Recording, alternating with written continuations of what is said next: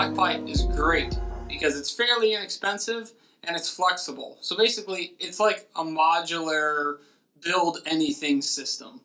So I had this real nice, Edison style, old industrial style lamp I built for this, and I'll put a picture here. And I moved to this new office, and there's not really a good place to hang it, so I took it apart. And what's nice is you can recommission it. I can build it into 900 other things. So I needed some way to store some headphones on the desk. I was sick of them just laying all over the place. And we've talked about having a lamp in here so we didn't have to have all the fluorescents going at the same time. So we're going to break this build into two phases. The first phase is the mechanical, building all the pipe. And we'll talk about what you need to get. Then the second half is the electrical. And don't worry, you don't have to be an electrician. Now, I'm not either. So don't rely on this to be accurate to code. But I'm comfortable saying that this is the way I built mine. And if you want more information, Google it. There's 900 people out there telling you how to build it different ways. But this is how I built mine. And let's go ahead and get started. So what you're going to need, start with a sketch. Sketch up what you want your design to be, or you can always just go buy a bunch of black pipe and fittings and build what you want, and then take back whatever you don't need. That's always a good option. For your sockets, so there's two styles. I got these at Lowe's. One, you can see, has a sharp edge, has kind of a 90-degree bend in it. They're both a standard light socket. And the other, you actually see the tong hanging out once it's installed. And you might say, well, what's it installed in? It's installed in an 1.25" coupling. Black pipe, coupler, standard. What's nice about this, so if you take these, this one is great if you want to be able to pull it apart from the outside. So it slides right out. This other one is a little more permanent. Now you might say, why do you have both? Well, because the hardware store or Lowe's only had 2 of these, so I had to get this other one. If I was going to do it again, I'd get all three the same. I really don't have a preference. They both work. They're both about the same price, relatively inexpensive. This one, you can put in like that, or you can actually kind of force it in and then thread it down, and it's really more permanent. So you don't have to worry about somebody pulling it out or anything like that. It's a pretty nice option too, and you can't see the tongs. But 1.25" black pipe. Now, how do you make, what if you don't want to build your whole light out of 1.25"? That's the issue I had. So I got 1/2 inch, everything else, and then I got a 3-way T with 1/2 inch, 1/2 inch, and 3/4 inch. And then 3/4 inch adapter with a nipple. So you'll put this in there, and you'll put the nipple in, and then you'll put the T on. That's just the way I did it. There's many other options, but what I do know is the 1.25" coupling works perfect with this light adapter. So let's talk about, you've got that. We'll talk about wiring here later. Let's say, what do you need for tools? Well, other than the standard electrical stuff, you're going to need a couple pipe wrenches, or actually the one that I had in the previous office, I never actually tightened down more than just by hand. And really, there's no reason you need to, other than if you've got it on a desk or someplace somebody's going to use it, move it. You could build one that maybe doesn't have 2 floor mounts. So you could go, let's say you want to build a desk lamp. You could build a single bulb desk lamp.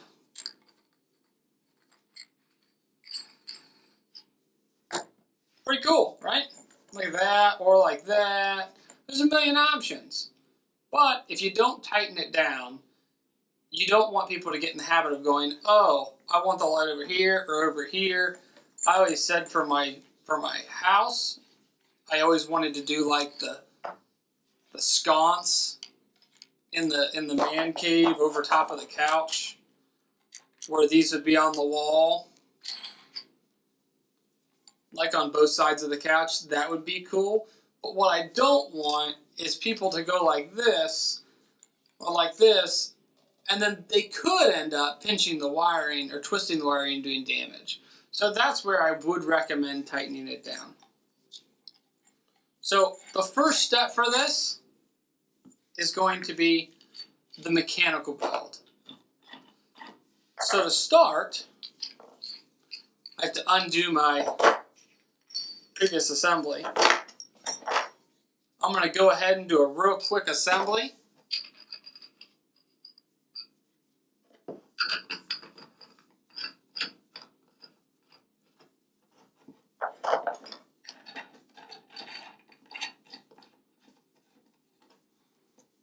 I'm going to do it all just loose for now, and then I'm going to come back and tighten it all down.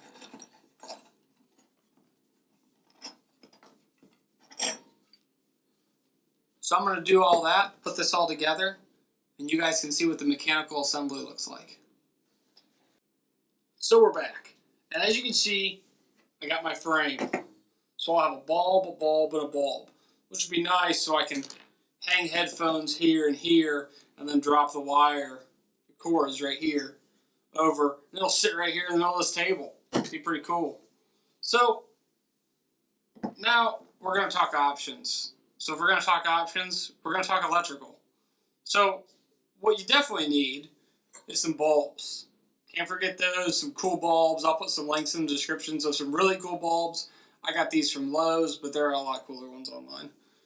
So options. So the best option that I think, I'm not going to say I would recommend because I'm not an electrician, but I like the option of you've got an old extension cord with the plug on the end, all one piece, but you don't want the extension cord, you go buy a 6-foot extension cord. The benefit to using an extension cord is if you get one with 3 wires, you got a ground. And I know if I don't say this, people are going to say something in the comments, and I don't blame them. So if you've got the ground wire, then you wire up black and white together, and then you could take this extra ground, assuming you're plugging it into a grounded outlet, and before you put the coupler on, lay the ground around and over the threads. I don't know if you can see that. And then thread this over top of it. By threading this over top of it, you will officially ground all of the steel pipe. The benefit of grounding all the steel pipe is if you have a short within the pipe, you will not get shocked if you touch the pipe.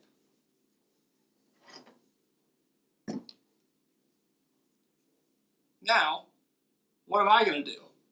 I'm not going to do that. So there's some other options.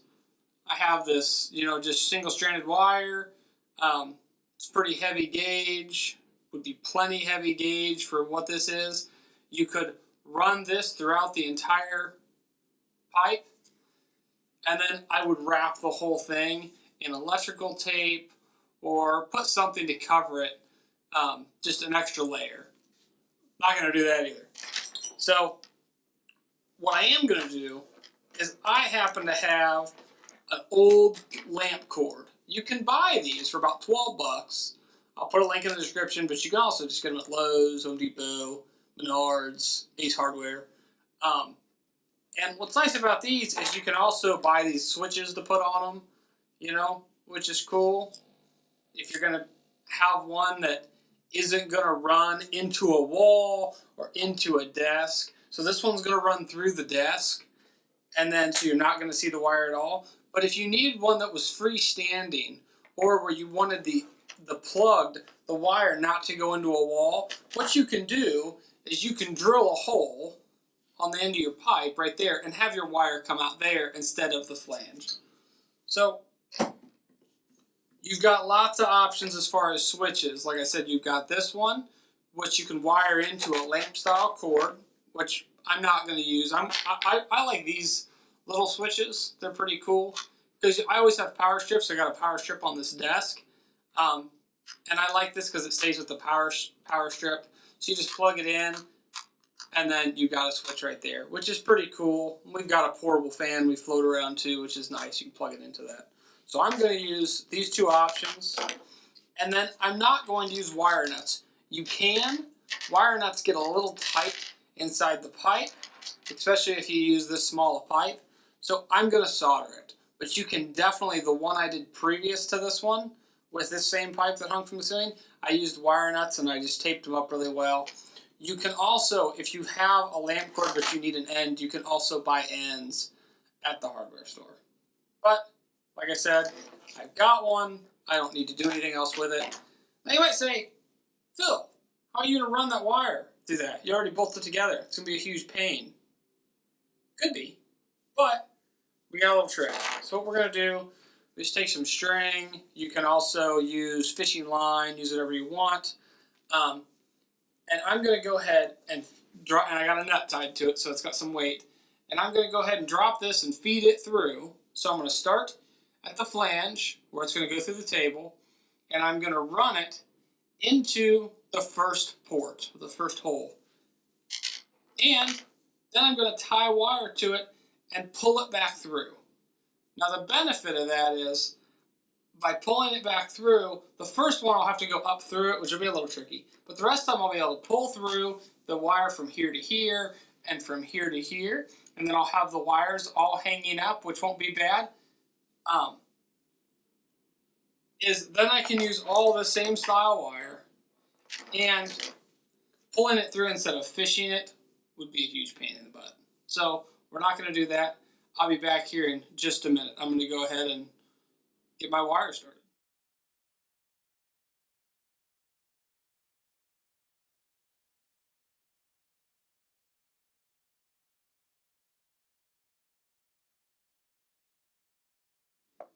So now we're to the fun part. So as you can see, I've got my wires run.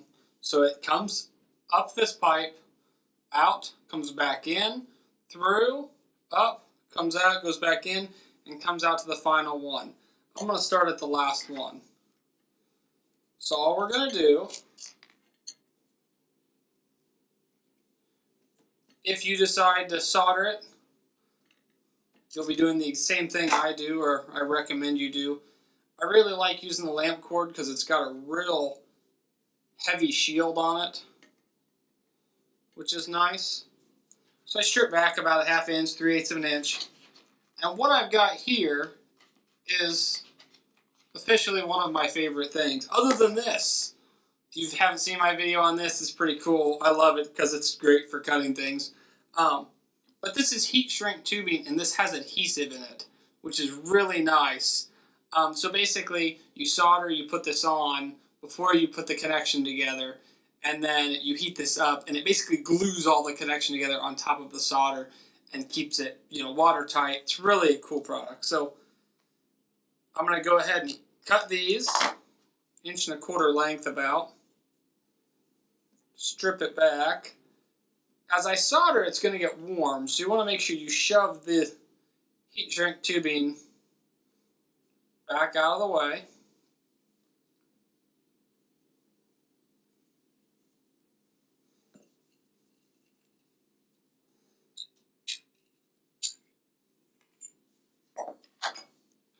I'm going to put the oddball one in the middle, even though it doesn't matter. Put the two that are the same, even though you can't tell from the outside.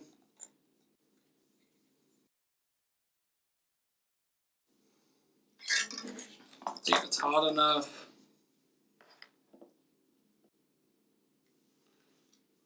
Of course, I always recommend safety glasses.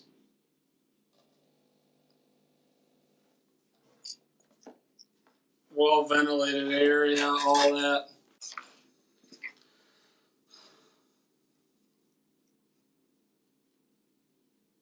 Trim off the sharp stuff on the end. I'm going to roll it over. Shove the heat shrink on. Make sure there are no sharp strands left over from the stranded wire.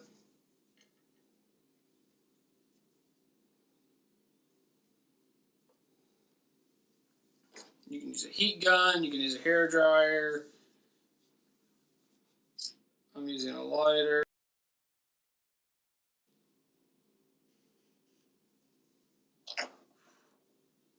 And there it is.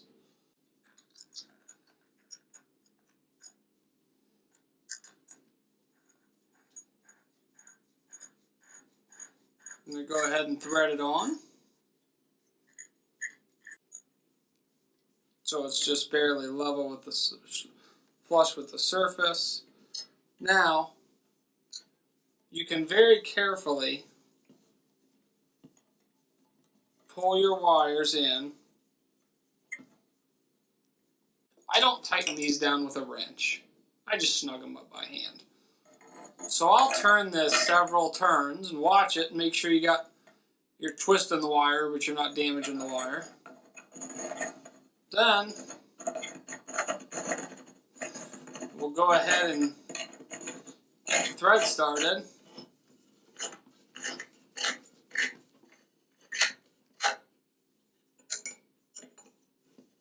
And we're done.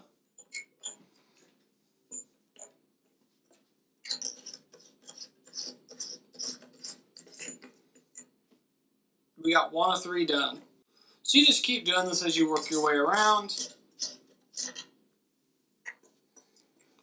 On these, the ones with the loops, you'll just put the 2 together. Not a big deal. So as you move along in your wiring to your next one, you need to pay attention to which wire. So if you have like a red and a black or a white and a black, keep the whites together all the way through. Keep the blacks together all the way through the process. Or you might have a bulb that won't light up. So what we're going to do is, I've got white lettering on my white. So I'm going to just continue that trend. So we're back. And you might have noticed today's not yesterday. Or however you want to think about it. I've shaved. It's a new day. We got some light bulbs that work. So let me tell you what happened. I wired everything up, and like an idiot, couldn't figure out why 2 of the light bulbs didn't work. Well, I found it. It wasn't my wiring. It was 100% the fact that maybe I wasn't as delicate as I should have been when transporting these bulbs to the new office. So only 1 of the 3 worked. So it was a good excuse to pick up some LED Edison style light bulbs, which give you the look without the heat and the energy savings if you're into that kind of thing. It's cool for that too. So we got our switch right here. Ooh. So that's what I love, these switches. They're great for if you've got to put a fan up and it doesn't have a switch on it. So hold on.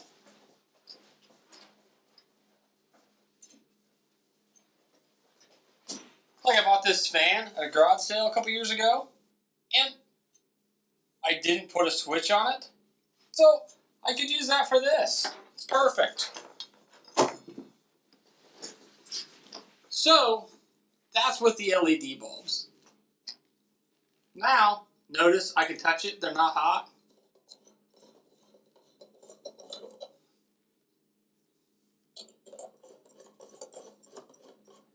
And this is with your conventional bulb. Not as bright, not quite as blinding, and kind of cool, but they're about the same price. These more authentic, standard light bulbs, the incandescent bulb, they're just about the same price as the new LED ones. Because I guess companies realize that they can charge you 15 times the price of a standard light bulb because it looks like this. And you know, there might be something to that because there's a lot less volume. But, so that's even hot just after a couple seconds. So, these are pretty cool, nice and cool to the touch. So there's that. Now, as you can see here, I'm all about functionality. And I'd love to be one of those guys that tell you, man, buy the new MacBook Pro and you could set it up and you'll never have wires on your desk. Well, that's kind of a dream world. In the real world, you've always got 900 things to plug in. I mean, I gotta plug in my mouse, I gotta plug in my phones, I gotta plug stuff in. So I'm all about functionality, so I went ahead and zip tied a USB bus onto this. But this is where the benefit of the black pipe comes in. You can design it to hold whatever you want. So I was sick of these sitting here, or here, or here. Now, I toss them there. And because these bulbs aren't hot, I don't have to worry about my cord touching the bulb. And I've got a nice place to store headphones. And as you can see on this desk, we sit people on both sides. So it's nice. We got a power strip here. We can hold a couple sets of headphones. You could probably sit with like 4 sets of headphones if you really wanted to on here. But you've got options. So that's the big benefit of the black pipe. You can make anything you want. They're strong, durable, easy to use. Anybody can do it and build it with minimal skill and minimal tools. So if you like this video, give me a like, subscribe. If you like more videos like this, go ahead and hit the bell. Hit the bell and you'll get notifications every time we post a new video. And in the description, there's links to some of the products used. This is Phil from ETBA, and have a good one. Take me home, somewhere that I know. For too long, tell me where the time's going.